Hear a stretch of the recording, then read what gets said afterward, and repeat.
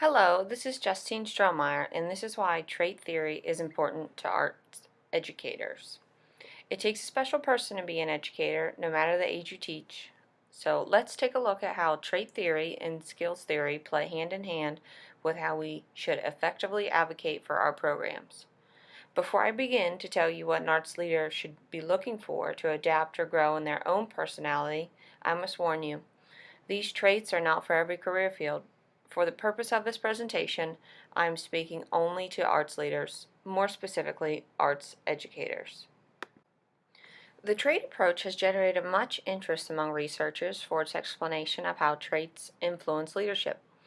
The idea that the traits a leader possesses directly affect how he or she pursues their leadership skills. Now, to be an arts leader, you need certain traits. The major leadership traits that are the most common in studies dating back to the 1940s are intelligence, self-confidence, determination, integrity, and sociability. Wow, those seem like they hit the nail right on the head. But shouldn't all people strive to have some, if not all, of those qualities? The difference between trait theory is that trait theory does not take into account social or situational context, nor does it combine the characteristics of your followers or the people that you're teaching or you're directly affecting. As an educator, we must first better ourselves before we are able to help others. We need to be the best we can be, or we are doing injustice to our students. So let's take a piece of pizza, for example. Each piece of pizza is divided into characteristics of a leader. How big would your slices need to be to run an art or a music room? Would we need the same amount of leadership skills to complete that task? Well, every situation needs context, and as an arts leader, we need to understand that. Now, I'm going to break down each trait and how those relate to a simple situation about arts leaders. You have the choice to be educated. This is your choice as a community member, and what you choose to be affects those around you. As a leader, studies show you should not be that much more intelligent than your subordinates.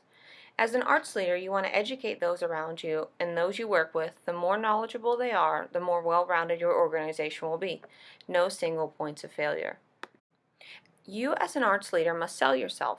You must be able to exude those qualities even in the humblest of manners. This trait can vary depending on individual trait, but this trait relates directly to intelligence. The more knowledgeable you are, the more confident you become. If you know your stuff, people have confidence in you as well. This makes you easy to follow.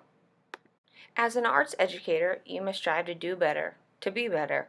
You set goals and you achieve them. Your followers, or students for this example, will look to you for guidance. You need to lead by example and show them the necessary tools it takes to get the job done. Everyone should have integrity. It's doing what's right, even when others aren't looking. It's putting in the time when necessary and holding yourself accountable for your own actions. As an arts educator, you must understand that trust and integrity go hand in hand. Be an honest person with yourself and with those you educate.